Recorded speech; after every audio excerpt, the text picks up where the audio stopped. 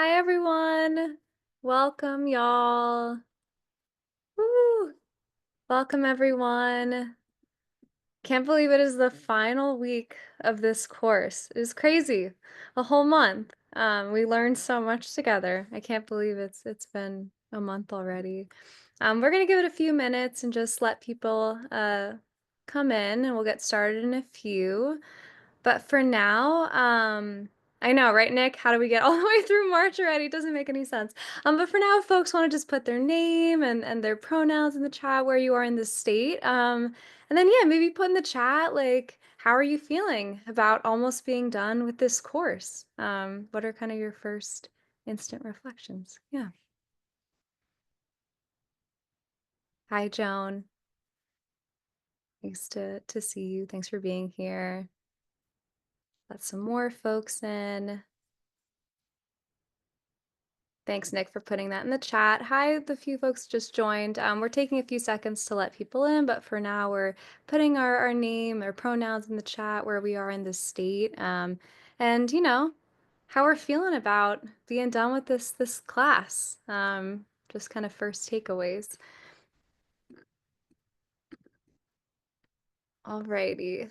Well, I think we can get started. I know people are filtering in. We have the recording going, so that's good. But yeah, thanks you all for being here. I can't believe it is our last class. It's crazy. We have learned so much together on these Monday nights. And yeah, we did it. We had been talking about doing this 5-week course as the Pennsylvania Poor People's Campaign for some time. So it was really cool to see it just happen, and all of the hard work that's been put into it. So just want to give a shout out to all of you for being here, to everyone on the PPC legislative team for planning this course and for organizing it and doing a lot of the slides and all of the presenting. And yeah, just thank you all to all of our facilitators who have been coming and creating great spaces in our breakout rooms. And yeah, woo, week 5. So let's get started, y'all. So today's agenda. So we're first going to go over some just reminders and takeaways from previous sessions. And then we're going to go into actually kind of having these meetings with elected officials, with power holders, right? So we're going to talk about kind of the prep work that's needed before a meeting, what goes into that, what kind of questions you should be asking yourself and the people that you're organizing with. And then we're going to go through some sort of tips on how to conduct the meeting, how to handle elected officials and what might come up. And yeah, we're going to cover how to be in a meeting. It's the final class. And then we'll go through some sort of next steps and a closing, and we'll have some space for reflections too. And now I'll pass it to Michael for our Mystica for today, our final Mystica. Woo. Welcome everybody to week 5. You made it. You made it to graduation day. For today's Mystica, our final Mystica of this course, we're going to be listening to a classic Pete Seeger song called "What Did You Learn in School Today?"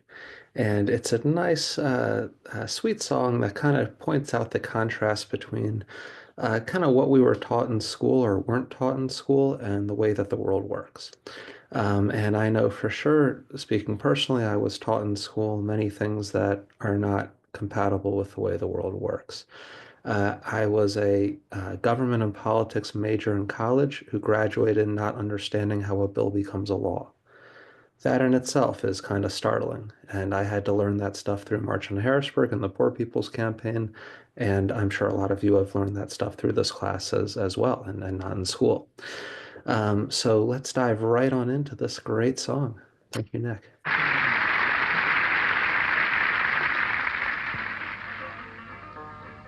What did you learn in school today, dear little boy of mine?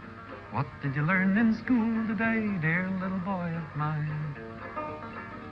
I learned that Washington never told a lie. I learned that soldiers seldom die. I learned that everybody's free. That's what the teacher said to me, and that's what I learned in school today. That's what I learned in school. What did you learn in school today, dear little boy of mine? What did you learn in school today, dear little boy of mine? I learned that policemen are my friends. I learned that justice never ends. I learned that murderers die for the crimes, even if we make a mistake sometime. And that's what I learned in school today.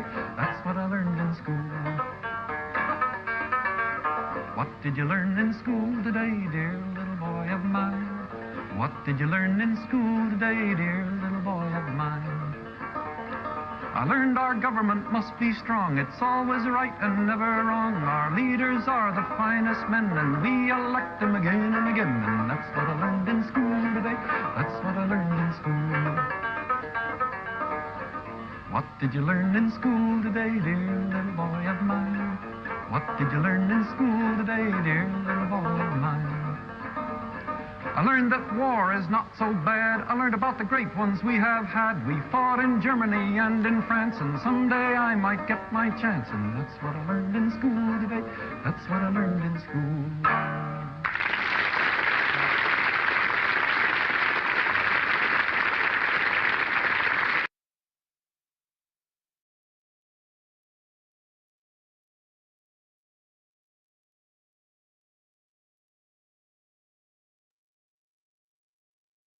Thanks, Michael. Very cool song. Really worth learning a lot also about the history of that artist, Pete Seeger. Hey everybody, I'm Nijmi. My pronouns are she or they. I am on the coordinating committee of the Pennsylvania Poor People's Campaign. I'm also with Put People First Pennsylvania, the Nonviolent Medicaid Army. Tonight I just want to share a little bit about recapping, what have we been talking about here, right? What have we been trying to do and trying to communicate through this 5-part series that we've been having in March. And like Andrea said in the beginning, we just really appreciate all of you being here for this and being consistent too. I know that there's folks on tonight that have been to every single session or most of them. And I know there are even folks who aren't able to come on these Monday nights, but they're watching the videos, right? They're kind of engaging even independently from it, which is amazing. I think one of the first things that we started with was, as it says here, the history and the mission and the agenda of the Poor People's Campaign. And we also very early on talked about the idea of political independence. So an understanding that, we are political, the Poor People's Campaign is very political.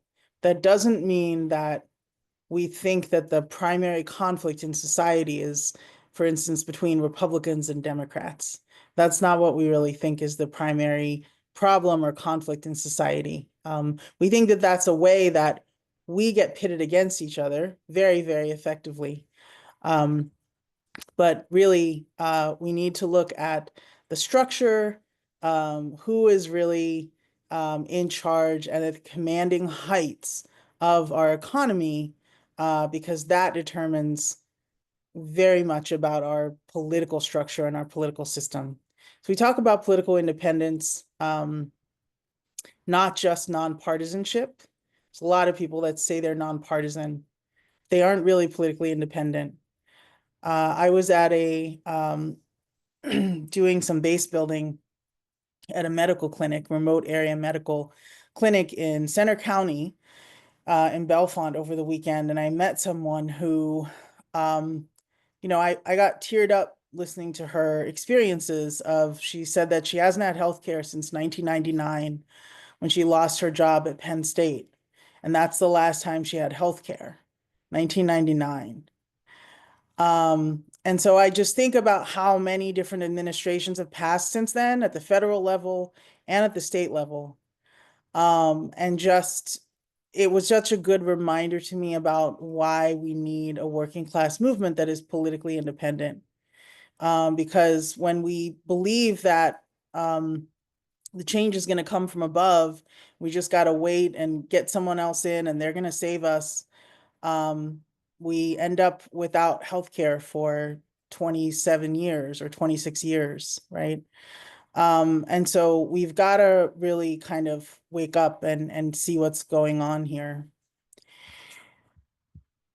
Um, we really believe that power comes from below and not from above.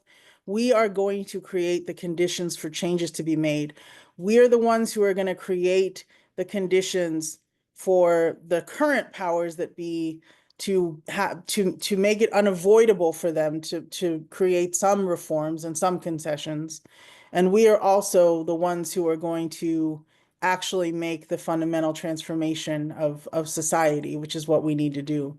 And unless we come to that conclusion, really build permanently organized communities across this state, in every county, in every place, and across the country, we really are looking at a very, very dire situation. We're already in it. We're already in the dire situation, and it's going to get worse. And so our hope, I think, really lies in each other and in organization and the power of organization. We also looked at how Harrisburg works. We tried to understand, what is the state government? How does it work? We looked at researching our power holders. This is really important, and we're going to come back to this tonight. Before we go in to meet with them, we've got to research them, right? We've got to understand who they are. We looked at understanding the legislation, right? So how to read a bill. It's really important. We want to understand the legislation that we're talking about and even that we're writing. And tonight we're going to really work on our preparation for meetings. And I want to just say that meetings with legislators are not just about moving policy, but they're also about developing ourselves as leaders. I think there's definitely folks here that can testify to that process. It can initially be intimidating and feel like very foreign, but actually going through and doing it and being prepared, right? Being prepared, which is what we're talking about tonight, coming in with our own agenda and really running the meeting, right? We never want to meet with the legislator and let them run the meeting, right? Let them set the agenda, let them run the meeting. It's not a good idea, right? So we want to set the agenda, we want to run the meeting, and that helps us develop our leadership, our clarity, our commitment, our competence, our connectedness. It helps us build our confidence.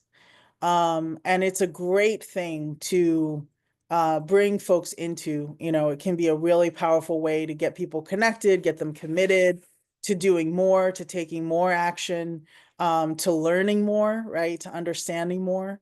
So it's a very powerful tactic when we see it through the lens of not only what we're trying to achieve in terms of policy, but what we're trying to achieve in terms of developing our own leaders in our own organization.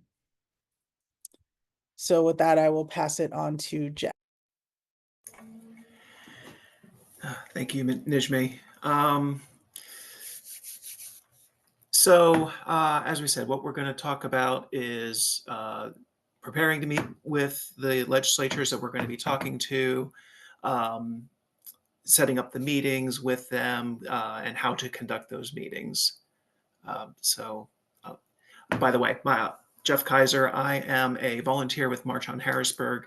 I actually spend a lot of time in the Capitol talking to legislators, legislators. So that's why this part of the project was assigned to me. Next slide, please. So preparing your pitch. So when we're going to talk to the legislators, we have particular bills that we want to push. So what are you going to say about those bills? How are you going to convince them that they are something that needs to be done? So next slide, please. So the first things that we need to think about is how do we convince the legislators that this is something that needs to be done? What is wrong, or what could be made better that needs to be changed in our laws in order to make life better for Pennsylvanians? So right off the bat, what are we trying to fix? What is the problem? So I'm going to use the example of the gift ban bill that we are, or gift ban bill concept that we are pushing through March on Harrisburg. The problem that that bill is intending to solve is the fact that people don't believe, they don't trust their legislators are working for them, that they think they're working for the special interests, and they think that because they do. So there's a trust problem. There is a problem with, you know, what motivates them to do their job, and the people know it, and we can see it. So that's the problem that we're trying to deal with. Some of the problems for that have to do with, or just about all the problems for that have to do with money in politics. And right now, in the legislature, any lobbyist can give whatever they want to any legislator as long as they report it. And I'll put that in air quotes because the reporting requirements are not that great. So what we are proposing is a law that prevents lobbyists from giving unlimited gifts to legislators. So the problem is about the trust and about the legislators not doing work for the people as opposed to the special interests. The cause is the money. So what this bill would do is it would address money going to politicians, to public officials from lobbyists. So that's right off the bat. This is why this is important. This is why this is a bill that we want to get passed, and why they should want to have it passed, because they want the people to trust that they're doing the job for the people. Now, not all legislators take that money, and not all of them are corrupted by money, but enough are, and the right ones are. So the rest of them would want to fix that problem.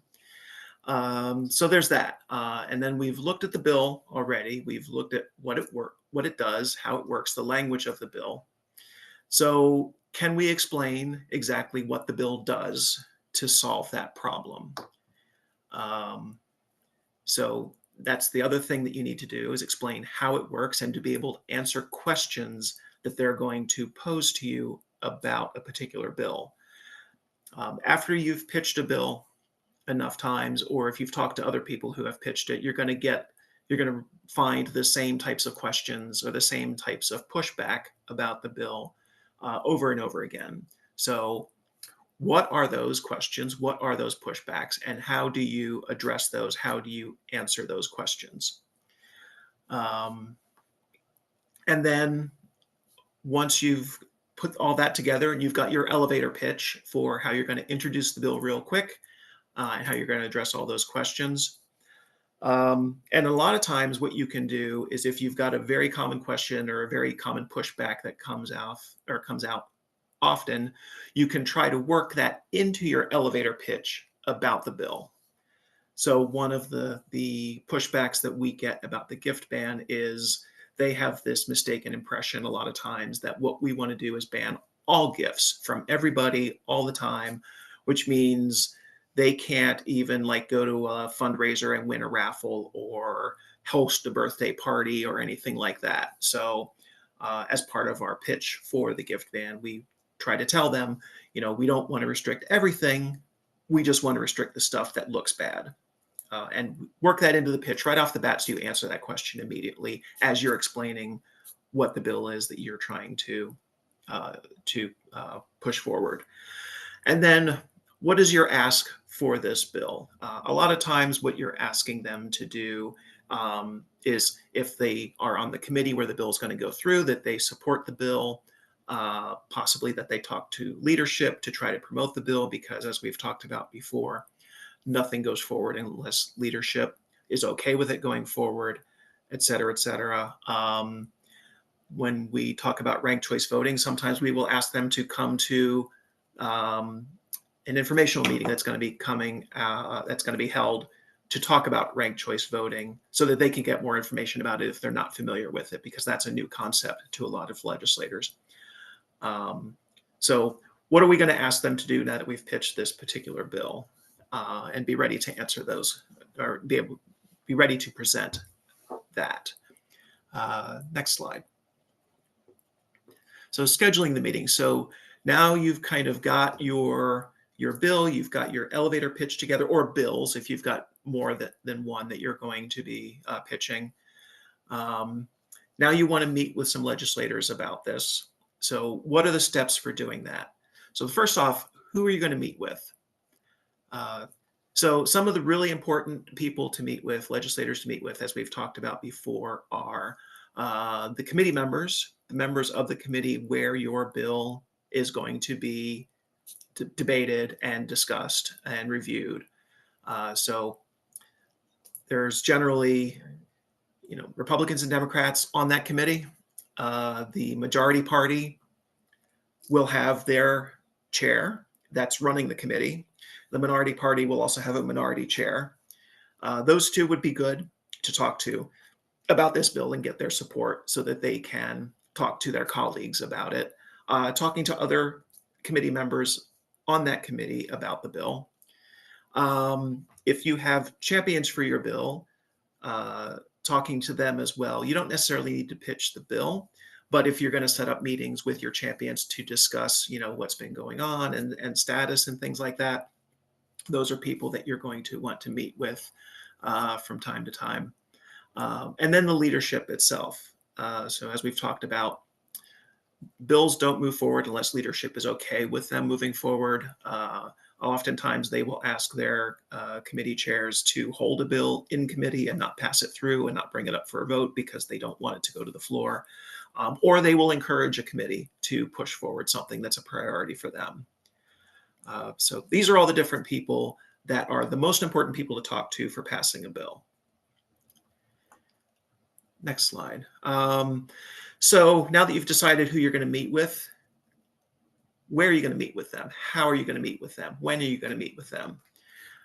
So right off the bat, there are essentially three ways you can meet with a legislator. You can meet with them in Harrisburg at the Capitol.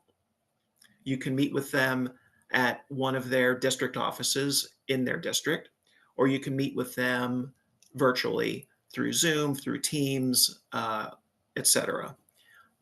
In the Capitol, or the legislators themselves use Microsoft Teams. If they set up the meetings, that's how they're going to set it up.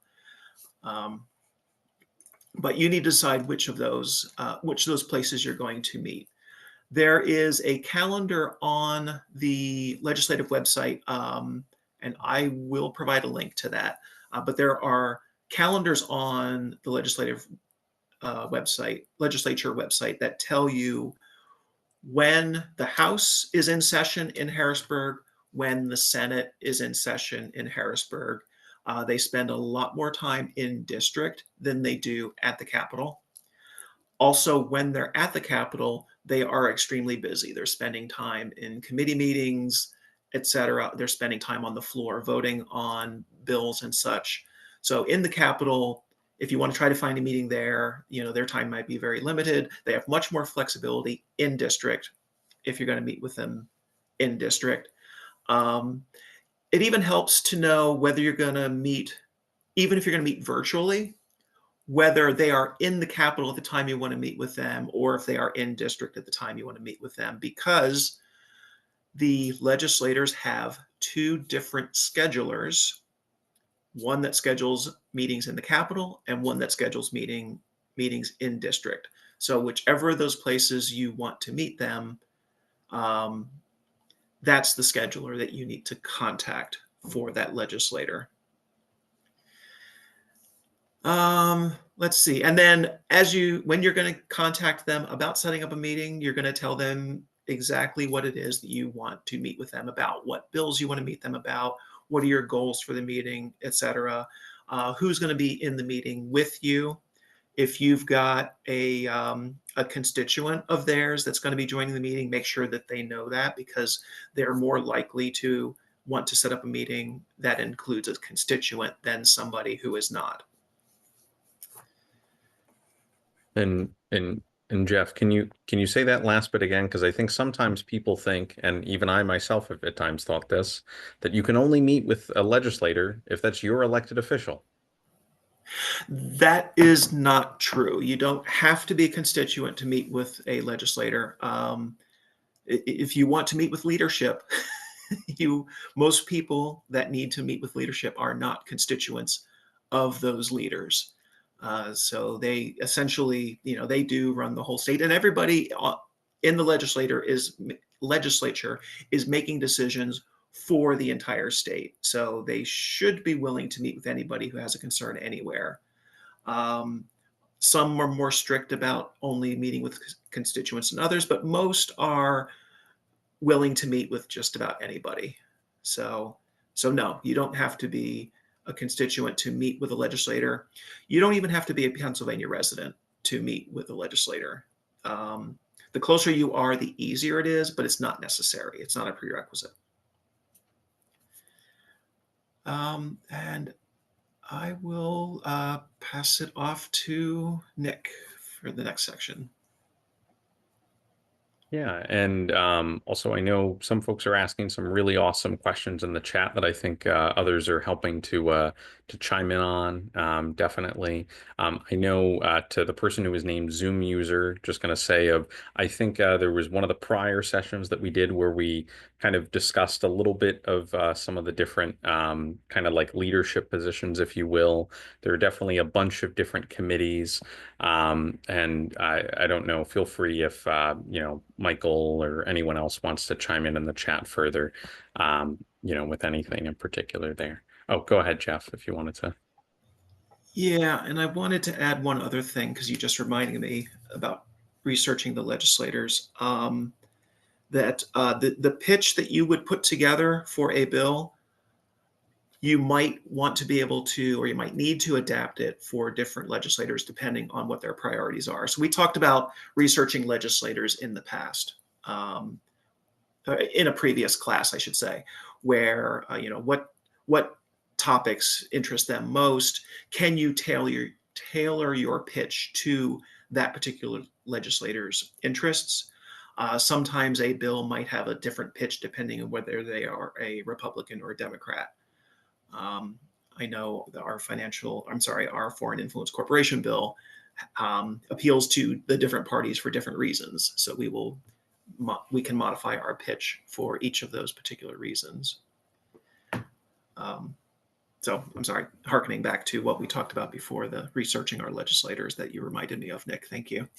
No, of course. And yeah, just continuing on from all of the stuff that Jeff had shared. Below, I have here just like a sample script, you could say, as far as maybe something that you might use to reach out to an elected official or one of our power holders, as we're saying, right? So maybe it's something as short and sweet as hello, my name is Nick, and I'm with the PA Poor People's Campaign. I would love to meet with Representative Blank to discuss the PA PPC legislative agenda. When are some good times for the representative or the senator, depending on who all that you're meeting with, right? And to what Jeff said of, maybe including, bits more about, what is the specific or like what are some of the top lines, right, of, our legislative agenda, or what are some of the key points of the bill that we think might align with that particular rep to try to get a meeting. And certainly you likely will get a response of something of, maybe trying to set a meeting and trying to, play a little bit of back and forth over email, but it could also be something that give a call to the office to be able to use something like this and to be able to set up a meeting, hopefully not just with yourself, right?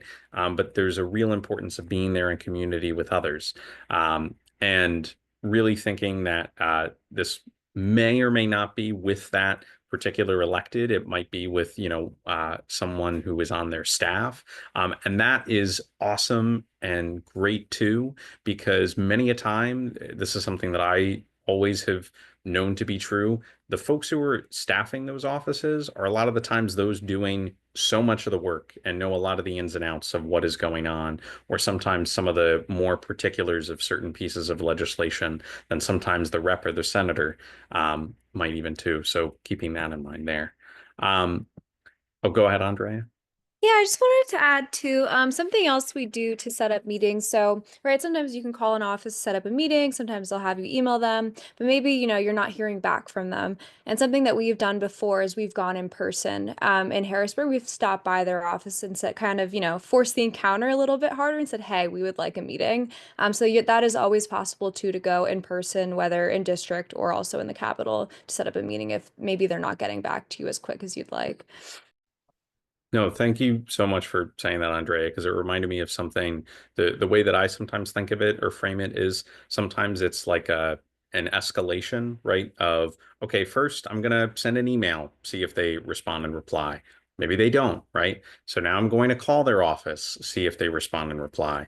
Are they not? Or as Andrea is saying, maybe you're able to drop into their office in Harrisburg or the local office that might be nearby you, and to being able to have that like face to face and having that hard ask. That's something that I think is always important when trying to like schedule a meeting, not necessarily just being wishy-washy, but being like, look, these are the times that me and a couple of other folks within the PA Poor People's Campaign or within whatever organization are able to meet.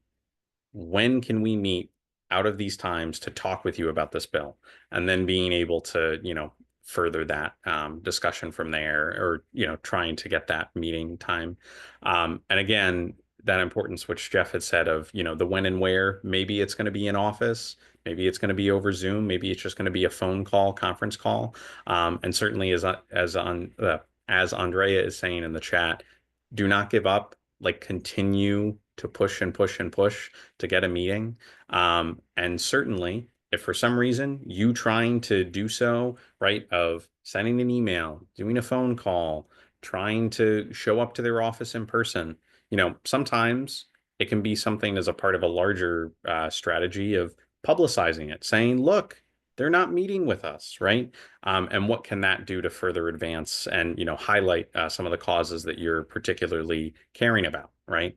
And that you're really passionate about, and trying to do advocacy and pressure around to a lot of these electeds. But I think that those are most of those pieces on scheduling a meeting. I'd be very curious in the chat if folks want to just take a second now. Toss in the chat. Have you ever reached out to your elected official? Was it to try to schedule a meeting? Was it just, like doing a phone call about a particular issue or, piece of legislation that they voted on? Would love to see in the chat if folks want to chime in with any of their particular experiences in those ways. Feel free to do so. And while maybe some folks are doing so in the chat, I'll keep us moving and rolling along. What is super important about not just, of course, scheduling the meeting, but once you actually have that meeting scheduled, is actually having an agenda, right? Making sure that you kind of know, like, okay, what are we going to talk about? I think Nijmi did a really great job earlier on of highlighting and, hitting the point home that you need to set the agenda. You need to like get the meeting going. This is your meeting, right? And this is your own time, your own purpose, and your way of like engaging with this power holder, with this elected. So certainly making sure that you and whomever else that you're with kind of prepare out an agenda can be really crucial. And I'm just seeing, just because I want to chime in on it, a few folks in the chat. Let me see if there was anything. Oh, wow, that's awesome. I see a few folks saying they're elected coming to a coffee shop, met with your local rep to talk about healthcare. Super frustrating, right? Seemed to tell us what we wanted to hear, unprepared to ask for specifics. I think that, yeah, that's a specific piece, Nicole, of, making sure that you have that ask. And that's what I'll chime in with a little bit of this agenda. So some of those key things, and again, you could certainly add things or maybe splice a little things up with this agenda to make it a little bit more of your own. But I think some good key basics include having introductions, right? Making sure that whomever all that you're in the room with, you go around, you do some sort of intros, right? In the same way, even in this call, I always think it's important for folks to, share in and, give introductions in the chat. And, for all of us to do so here too, as we're kind of talking through some of these slides. it can be names, what organizations that you're a part of. As Jeff said earlier, sharing whether or not that you're like in the district. Um, and then after kind of doing some of those intros, you definitely want to have some time to learn maybe a little bit more about the legislator. Now that's something in which I feel like you might be doing just throughout the call, right? Or throughout the meeting that you set up. And then you also need to think to yourself in what ways, through this kind of meeting, through this agenda, like what is that key reason for the meeting, right? I think Nicole was saying so of the meeting that you had and where, we're not necessarily prepared to ask for those specifics, right? So thinking to yourself, right, what is the reason for the meeting? Are you specifically trying to get an ask through to this elected of, what is your stance on this bill? Or is it, will you vote for this bill? Will you bring it up in a committee vote? Whatever those sort of pieces might be, to be able to know what that key central reason is and to make sure that that's, like the focus of your agenda. Making sure that you have time really to go over with that elected, with that staff, the issue or issues at hand and the bill or bills that you're really talking about, right? Of whether that's, you and others sharing your own personal stories, right? That can even be talking about the issue, right? The ways in which, in regards to the gift ban, you could say, in which you've seen kind of corruption play out, or in regards to like healthcare, in what ways have you not had healthcare? And sharing those stories, I think, goes a long way into talking and framing about the issue and even relating to some of the specific pieces in whatever bill or legislation that you're, talking about.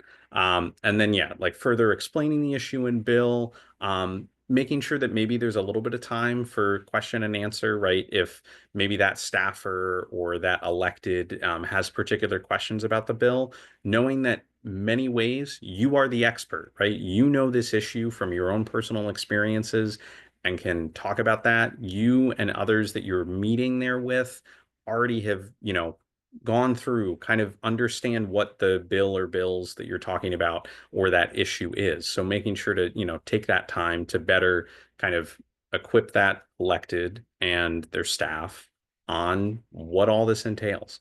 And then, really lastly of wrapping up, within any agenda of making sure that you have that hard ask, right? I always like to think to myself, if let's say that I have a hard ask of, maybe it's not even saying that an elected is going to vote on a bill. Maybe it's just saying, I want you to make a public statement. And here is our letter. Here is a letter that we crafted as an organization that we want you to put out, something just like this. And then the staffer is maybe like, oh, well, let me get back to you, right? And that I feel like is a constant thing within any meetings that you have with electeds. It's let me get back to you. I got to check in on this. I got to check in on that, right? Making sure that you always have a hard ask of, okay, by when? When am I going to hear from you? Is it next week? Is it 2 weeks from now? And making sure that kind of know what are those next steps, right? What is that follow-up going to be? So again, this is kind of going through some of those pieces of, what definitely I think a lot of folks here think of can be really important and good to add into an agenda.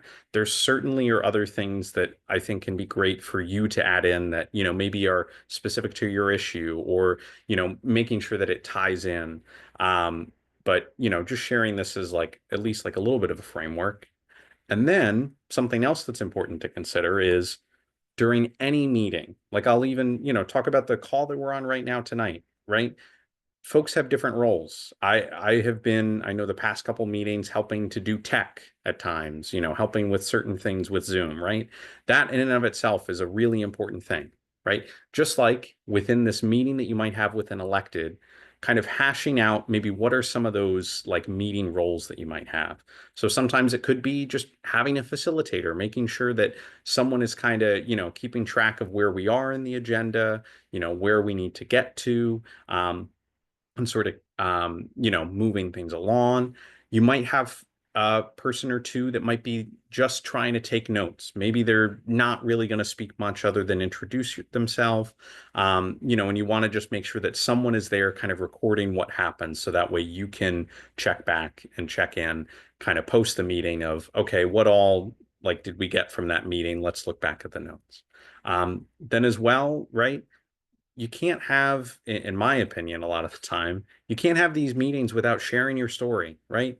In what way does this issue, does this bill, deal with yourself, your life, the lives of others in your community, and really trying to, know maybe who you're going to go to sort of chime in with some of their own personal anecdotes, their own personal stories.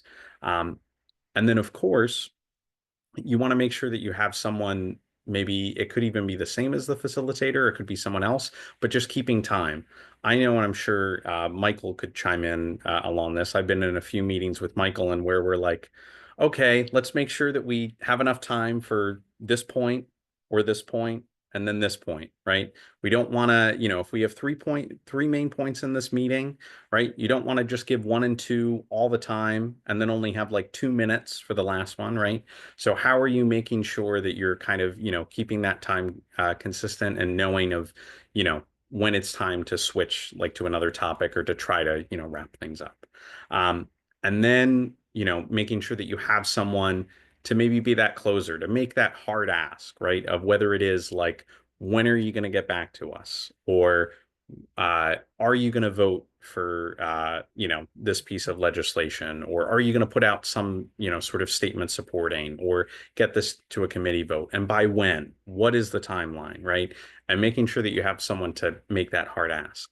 And then, kind of lastly, is sort of an additional kind of note taker-ish person, I'd say, is this like legislative intelligence. Maybe it's just trying to like keep an eye on like what are the things, and even asking questions of like what are the things that this particular elected really cares about. I know that's something I've talked with Jeff a lot kind of about, and I think you've done a good job of highlighting that at times of how do you tie this issue to what that elected cares about in particular.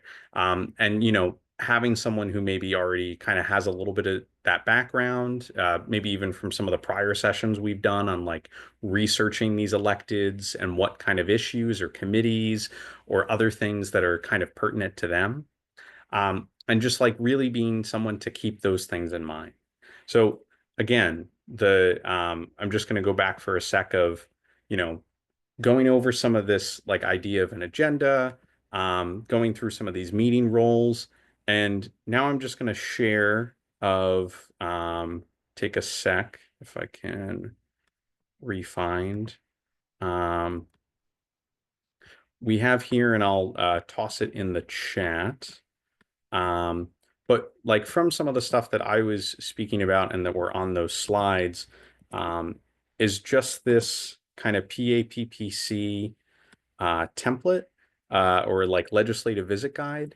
So, again, if you're thinking to yourself of, trying to, get this meeting with this elected, kind of trying to summarize some of the things that, we were sharing about thus far, right? Of, kind of keeping in mind maybe what are some of those things that you do like a week or 2 weeks before that visit, right? Of making sure that you kind of have like a research brief about that elected, right? Having folks read that, making sure that maybe you have a planning meeting before you have that meeting with the elected, and some of those pieces. And then, leading into what I know talked about tonight of some of those like meeting goals, right? Maybe it's really trying to build a relationship with the elected, or maybe it's trying to just like share our stories and, really get that like clear, hard ask in. And some of these other pieces of making sure which we've chimed in before about, of making sure that the legislator or the staff don't dominate the conversation, some of these other reminders, and then additionally some of these other like suggestions as far as like roles that you might have. And then further, just some of the kind of like agenda. This is like a little bit more structured, as far as this compared to at least what I was showing on the slides. But again, just something to like guide you into thinking of, if you're going to have this legislative visit, this can be something good to adapt and refer to. And I see Sister Betty. How are you? Hi, Nick. Um, at the state level, when you're trying to get a meeting, they don't have a form like with a lot of this information, they need some of this even before they even schedule the meeting for you. It's all, which is fine. I'm not used to the state level, so I'm just trying to learn. No, yeah, yeah, and I think sometimes to what Jeff was saying earlier, if sometimes you need to have that like longer, let's say, ask like when you're trying to schedule a visit, right? When you're talking about what is the particular issue, or what is the kind of bill or ask that you might have. And making sure that you might make some of that stuff clear in whatever correspondence that you're having, like in an email or a phone Okay. call, whatnot. But also sometimes it's okay to, it can be okay to keep it brief, right? That's what sometimes the meeting is for, to be able to go more in depth and to be able to, go through some of these pieces. But they don't have a form, like a formal, Oh, like a they don't formal require, request, you oh yeah, mean, like for on their end? yes, Yeah, to my knowledge, I don't think that okay, there's like thank you. anything like formal in that Yeah, way. yeah, Um, yeah. so Having this agenda down is about the only yeah. way I would be for us. Well, Usually and right, and it's the that's the same point. Like, how do information. we, Yeah, yeah, like okay, how can we come together to support each other to like, make some of this real and to kind of know like, all right, here's a good guide for you to go through, right? Of, to being able to know, all right, let's make sure we do some opening and introductions like in our meeting. Let's make sure that we discuss the issue in the bill, make those hard asks, and sort of close out and making sure that you kind of know what those next steps are, whether it's setting up another meeting, follow up, whatever else that might be. So hopefully that helped, Sister Betty. thank you. Yeah, of course. Um, I'm just going to go back to the slides, but I know I see a bunch of folks sharing, appreciating the guide. So I hope it's useful, it's helpful, right? And again, it's just a guide. If you make changes to it, go forth, right? But it can be a helpful, at least like tool to using to, sort of get things going. And then I think my popcorn and off, Yeah, Michael. All right, cool. thank you, Nick. Thank you for taking us through that section there. And let's go through the next one here called conducting a meeting. So we're going to learn how to conduct the meeting. We've set up the meeting, we've prepared for the meeting, we're in the meeting, it's time to go. Oh, let's go to the next slide, please. Oh, there we go. So conducting a meeting. So I'm just going to throw a lot of thoughts at you all here. You have the recording. You're going to have these slides as well. Please refer back to them. Please put questions in the chat as we go as well and other thoughts. And then we're going to do a small group breakout after this section here and get to kind of debrief and talk through some of this stuff. So first, Claire, you can't see the slides. I can see the slides. They're being shared here. Yeah. Yep. Okay. Others can see them. Okay. That's good. Okay. Yeah, Claire, I'm sorry. Good luck on your end with the tech. But Clara, it might be if let me just see. I'll stop sharing and I'm just going to reshare again if that helps. But sometimes at the top there might be a button that you got to hit that says like see Nick's slides or something like that. If you see at the top, but I just unshared and reshared. So hopefully maybe that'll help. Excellent. So thank you, Nick. So first, be early to the meeting. It's good to be early. There's an old phrase, if you're early, you're on time. If you're on time, you're late. And if you're late, you're screwed. Try to be early as best as you can. It's okay if you're not. It's not the end of the world if you're running a few minutes late, but really do your best. Also, legislators oftentimes will not be on time. Do not, um, don't be thrown off by that. If they're coming in a few minutes late, if they're coming in from another meeting and that's still on their mind, give them a second to breathe.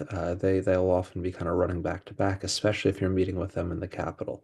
If you meet with them in a district office or virtually, it's usually a little bit more laid back. Things will tend to start closer to on time there. Being courteous and respectful with everyone in the office does not mean being passive. I just want to stress that difference between kind of being passive and almost like a doormat versus being respectful. You are there to respect yourself, the people you're there with, the issue you're there to push, and to respect them as well enough and you need to respect them enough to think of them as somebody who is your neighbor who also is suffering from this problem that is plaguing our society, and respect them as such. And just a quick story here. Nick, I'm sorry, I'm going to be telling some stories as we go with myself. But one time, this was a few years ago, two of our folks were going in to take a meeting, and they were told that the legislator is too busy, that they don't have time to meet, and that it's not going to be possible to meet. They looked into the back of the office, and there he was sitting at his desk with his feet up on his desk, playing on his phone. And they said to the secretary, "It looks like he has time to meet. I think he has time to meet." Again, this is respectful. Being persistent is also being respectful. And they denied it. And then eventually, one of these two people, actually, one was in a wheelchair, and one the other one just started crying, just started saying, "What's going on here? We're here to meet. Why can't we meet? You clearly have time. You're sitting at your desk on your phone. Let's sit down and talk." And that emotion really showed her raw humanity.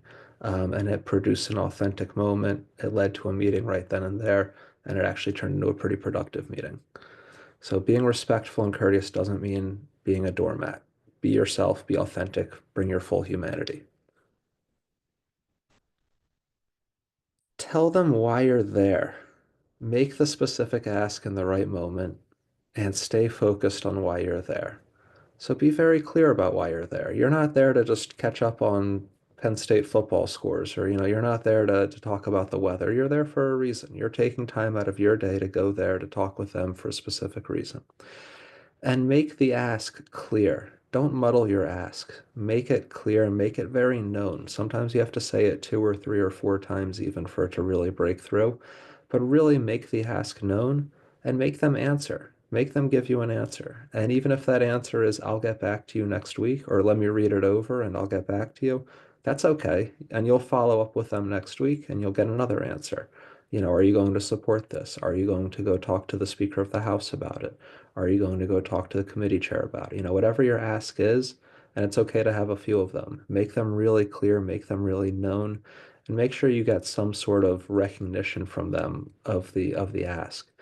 Politicians are trained at kind of ignoring direct questions and evading them and trying to beat around the bush and stay away from them. It's okay to ask the question really bluntly. And it's okay if they give you an evasive answer to just ask the question again just as bluntly. Don't be rude about it. Don't use the same exact words and say it in a mocking tone, but be blunt with them and be direct. Stay focused. You know why you're there. You're not there to talk about every other issue in the world. And they will try to do that to you. They'll try to kind of take you around a world tour of issues. Stay focused. It's okay to humor them here and there. It's okay to maybe try to find connections from what they're talking about back to what you want to talk about.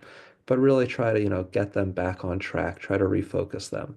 If you're there to talk about an anti-corruption bill and all they want to talk about is school funding, great. Say, I'm with you. We need funded schools, and a reason why that isn't happening is because billionaires like Jeff Yass can corrupt our process, and this bill would prevent him from being able to do that.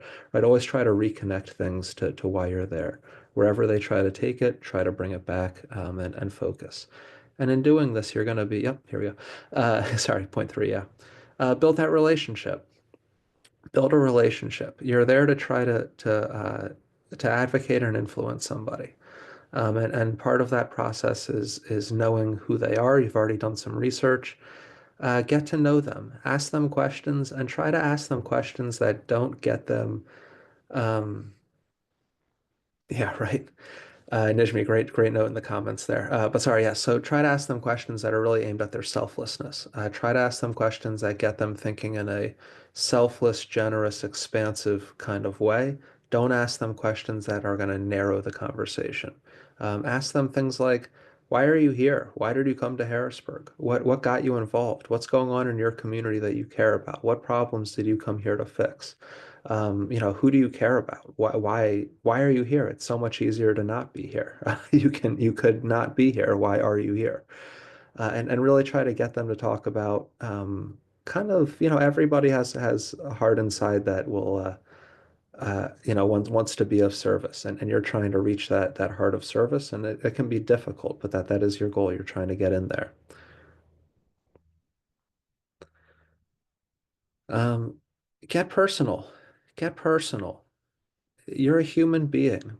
This is, I'm just going to say it right here. This is the most important part of everything I'm saying. Be yourself. Be the authentic human being that you are. Be personal. Why are you here? Why does this matter to you? It's much easier also for you to stay home and do nothing, right? So why aren't you? Why are you actually being active? Why does this matter to you? Who are you fighting for? Who do you care about? Whose life is going to be saved or improved or changed by this bill? Why does this matter? Why is this important? How does it affect you? Don't be afraid to tell personal stories. Don't be afraid to talk about what it's like to be on Medicaid without dental care. Don't be afraid to talk about what it's like to suffer from being indebted over not having money to pay for student lunch. Talk about it. Get personal. Tell them why you care. Show your heart to them. And showing your heart to them takes a lot of courage. I just want to recognize that. And the root of the word courage is cor in Latin, corazón in Spanish. It's your heart. When you're being courageous, you're leading with your heart. And it's really important in these types of meetings. I feel like a lot of the times we'll psych ourselves out with, I don't have enough information in my head in order to take these meetings. I don't know every detail of the bill. I don't know every issue about this issue. They're going to know more facts than I do. Don't overanalyze that. Don't psych yourself out there. If you're going in with a heart that wants to do good, that's going to shine right through, and that's the most important part, more important than anything else that you can do. And I love that somebody put heart into these slides. Thank you. Conducting the meeting, right? So being a resource for them. Your heart matters, and even if you think you don't have enough information in your mind, you do. You actually do. You actually do know more than them about these subjects 9 times out of 10. And that can sound counterintuitive because they wear a fancy suit and they have a pin and then they sit in an office that's made out of marble and gold. But they see about 2,000 bills per year, per session. They don't understand the vast majority of them. And when you actually start meeting with these folks, that becomes really clear really quickly. When they'll ask you questions that show they don't really know what's going on. And that's good, right? You want to be there to help them learn. You're there to help them understand this issue and why it's important and what it is. I remember there was a very powerful legislator one time had just this vulnerable moment with me, and he said, I just don't know what I'm doing. There's a bill that's running on the House floor today. The optometrists want one thing, and the ophthalmologists want the other thing. And I don't even know the difference between those two words. Tell me I don't know what I'm doing. And that's pretty common. They really don't know what's happening a lot of the time. And they really do rely on, as Michael just wrote in the chat, they rely on the lobbyists to tell them what's happening. They lean on lobbyists as researchers, as information gatherers. And of course, the information that a lobbyist for Exxon is going to bring into the office is not going to be true information. It's going to be very slanted, right? We're there to offer honest information. We're there to offer real information. And that's something that they don't get a lot of. They tend to live in distorted information bubbles, echo chambers. Don't let the meeting end without a clear ask and a promise to follow up. I think we've said this 4 or 5 times on this call already. We'll say it 10 more if we need to. Do not forget to make your ask. Do not forget to follow up on that ask. Common asks include things like co-sponsor the bill, make a public statement about the issue, go talk to your colleagues about it, go talk to a specific legislative leader. For example, if there's a committee chair holding up the bill, go talk to that committee chair. You're their colleague. These legislators, they talk to each other all the time, and we want them to go talk to them. And yeah, right. Just to respond to the comment in the chat, yeah, you don't share somebody's story without their permission, of course, right? Absolutely. You only share stories that we should be sharing. And it's good to also speak personally, right? It's one thing to tell a story about somebody else. It's another to talk about yourself or somebody very close to you. That will make it more human and relatable. Listening. Listening is key. Listening is very key. You're going to do a lot of listening in these meetings. Politicians like to talk. Listen well, choose your moments, and choose your words wisely. Know what it is you're there to say, and pick your moments strategically to say what you need to say in ways that it's going to be received in the best way possible. Don't go on monologues. Don't just go off and speak for 10 straight minutes. It's okay to go off on a monologue and speak for 90 seconds, right? But keep them tight. Don't just rant and rant and rant. You're having a conversation. This isn't a presentation like tonight where you're kind of talking to people for a long time. This is more of a conversation, more of a dialogue. Don't argue. Arguing can often be really counterproductive. Of course, you don't just accept nonsense and go home. Don't just accept their BS and take it as it is and go home. But you want to talk with them in a way that's going to be productive. You want to get them to really understand why you're there and why this is important. And so instead of kind of being combative or kind of arguing with them, and it can turn into an escalation situation where one person says something, the other person tops them, the other person tops them.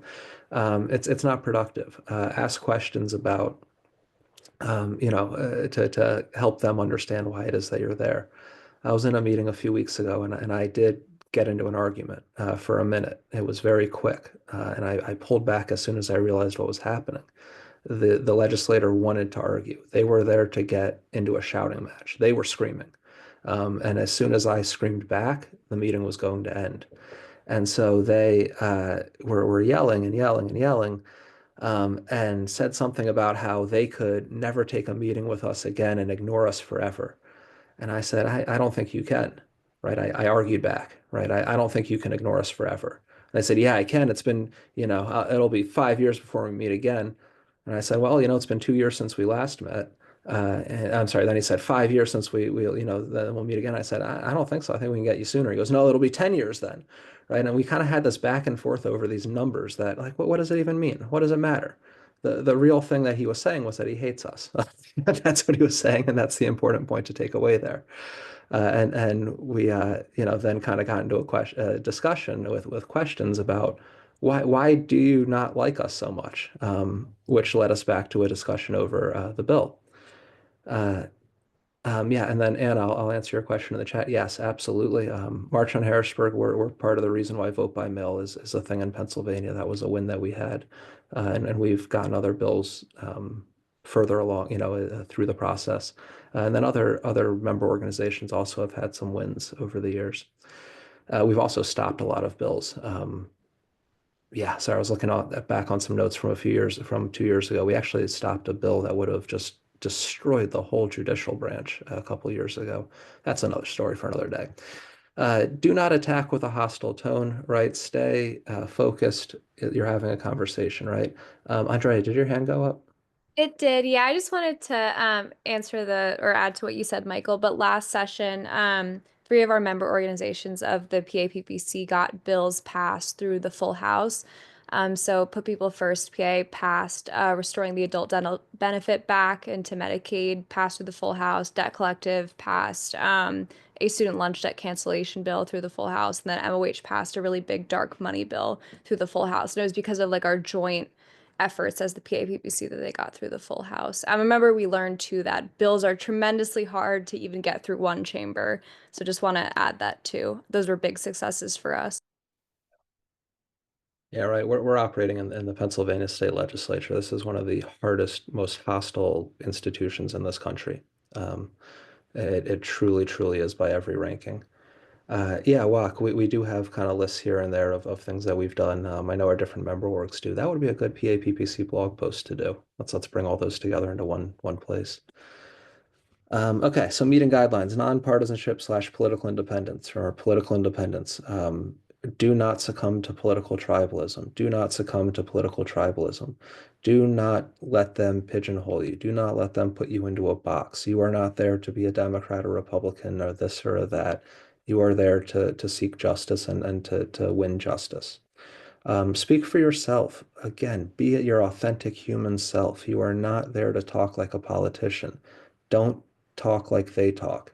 Don't speak as if you're a party leader. You're not. You're there as yourself. You are part of a movement, right? You're all part of the Poor People's Campaign and its member organizations.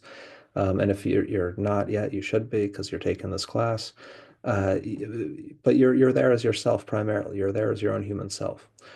Do not make them defend an entire group of people. This is something that can happen in meetings where people come in kind of accusing the politician of being the worst person in their political party, or being something that they're not, right? You're talking to the person across from you. That's who you're talking to.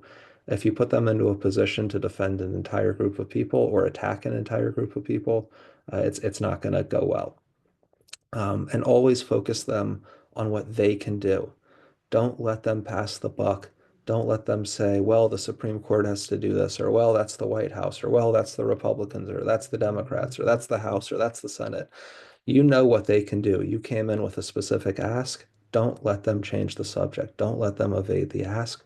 Focus on what is actually in their power to do.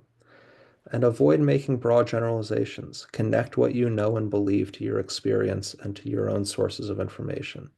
Don't go in there to just make big statements. Go in there focused. Be specific. Just talk about what you know. And let's keep going. Stay focused.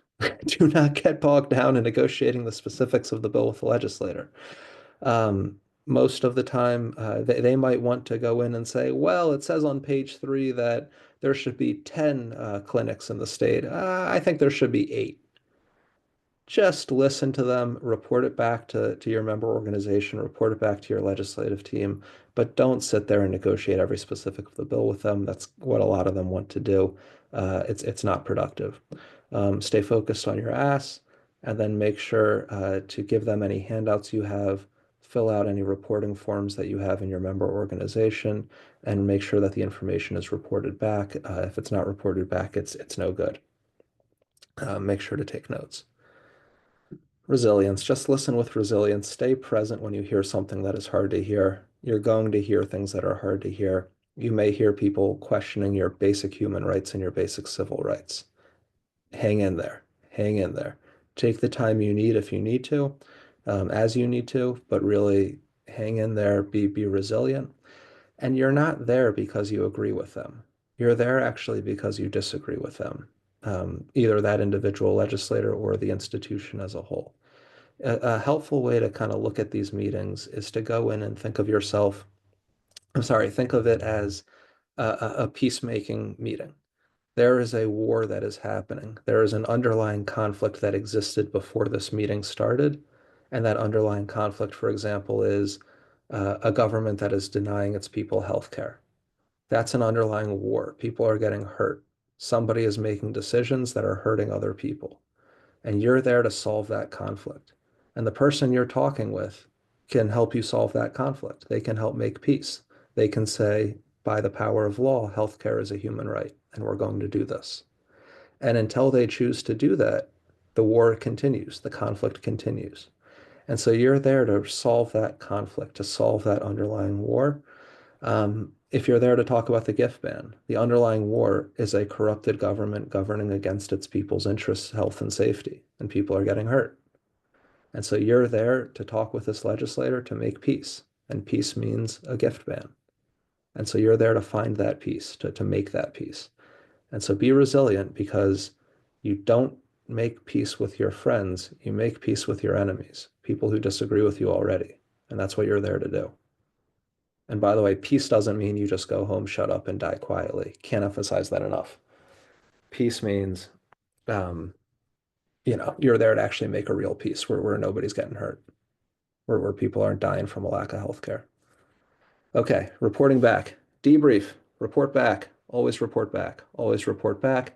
Each member organization has a different way that we do this, but essentially, you'll fill out a form, you'll write up a message, you'll report back. If we're not coordinated, if we're not doing these things in a statewide way, it's impossible to win. We have to be coordinated. We have to have our information tight, keep our data on point. It's very important.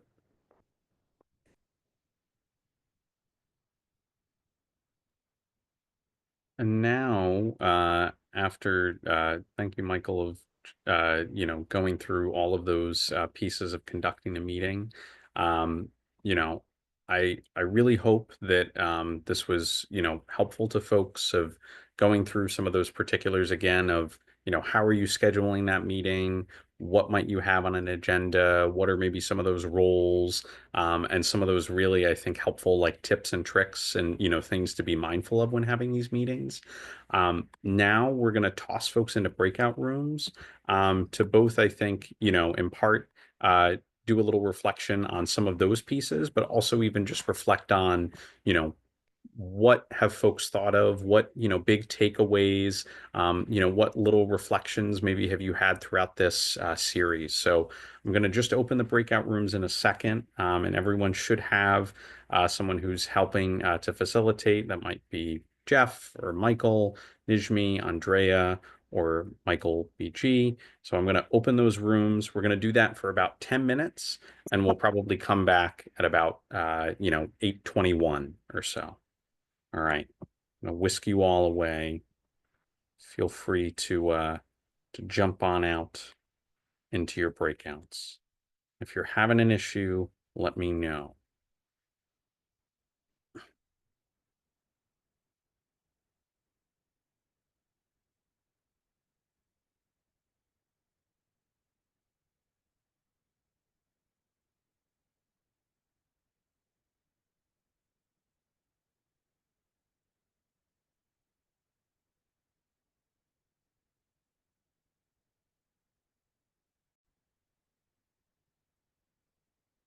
Welcome back, folks. Sorry, I know for some you might have been cut mid-conversation. I hope it was some good conversations in the breakouts, just, doing some reflection, some recaps, thinking of some of those takeaways, from all of these wonderful sessions. And as we are here tonight, I'm gonna reshare my screen again. I believe popcorn it too. I think it's coming to me, Nick. Okay, go ahead, Nishmi. Thanks for sharing the slides. Yeah, so we're coming to the end, as I think we've been saying. We really appreciate all of you for being here, hanging in there with us, learning together. I know that all of us have learned from you all. We've all learned from each other. And so there's a number of ways to get involved with the Poor People's Campaign. One of them is to join one of our member organizations, and you can see some of them here. We're working on healthcare, immigrant justice, debt cancellation, money and politics and democracy, climate and corruption, minimum wage, and more. These are some of our member organizations, so feel free to put in the chat or message one of us if that's something that you would like to get involved with, and we'll definitely follow up with you. Another way to get involved in the Poor People's Campaign is to join one of our working groups. And right now, the working groups that we're expanding include the base building team and the faith leaders team. So we want to get you connected to one of those if you'd like to join one of our working groups. And then another way to get involved is to become a mobilizing partner with the Poor People's Campaign. I know I was just talking about that in my small group. And if you're part of another organization, which is awesome, we want to ask you to take this back. And the link is in the chat for the mobilizing partner. And take it back to the folks in your organization, to the collective, to the coordinators, whoever is appropriate, and let them know that you've been in this session for 5 weeks, that you've gotten to know the Pennsylvania Poor People's Campaign a little bit and the kind of people that are here, and that you think that your organization would be a great partner for the Poor People's Campaign as we, mobilize, as we take on actions, as we go to Harrisburg, that we can really build this fusion movement that we're talking about, right? Where we're bringing together all these different issues, because all of them are sort of the leaves, the limbs and leaves of the tree, right? They're not all separate. They're not actually separate issues. They're all outgrowths of a fundamental problem.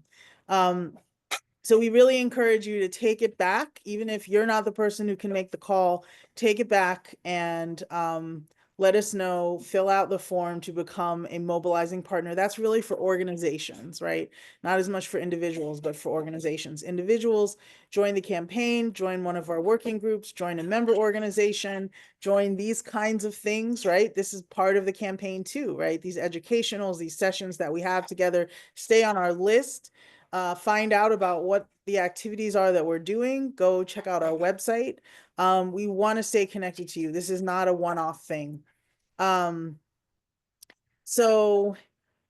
I see in the chat, Lynn, I just want to say the best thing to do would be to take it back and then to have someone fill out that mobilizing partner form that we've put in the chat, if that's okay.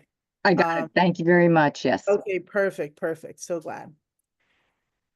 Okay, awesome. And Sally, I see your comment. That's awesome. I will follow up with you for sure. We've got Jacqueline Hunter saying interested in PA action on climate. That's awesome. Thank you all for putting those in there. We're at time, so I think we should end with a chant. And one of the chants that we like to do in, I know it says reflections, but we're going to end with a chant. One of the chants that we like to do in the Poor People's Campaign goes like this. I say forward together, and I'm putting in the chat, and then you all say not one step back, right? Okay, so here we go. Forward together. You can come off mute. One step Not one step back. One step back. Forward together. Not One one step step back. One more time. Forward together. Not one step back. Okay. Thank you so much. Thank you to all of you who've been here. Thank you for learning together and teaching together. Thank you for all of our facilitators and tech folks and note takers and everybody who's been planning these sessions, the legislative team of the Poor People's Campaign.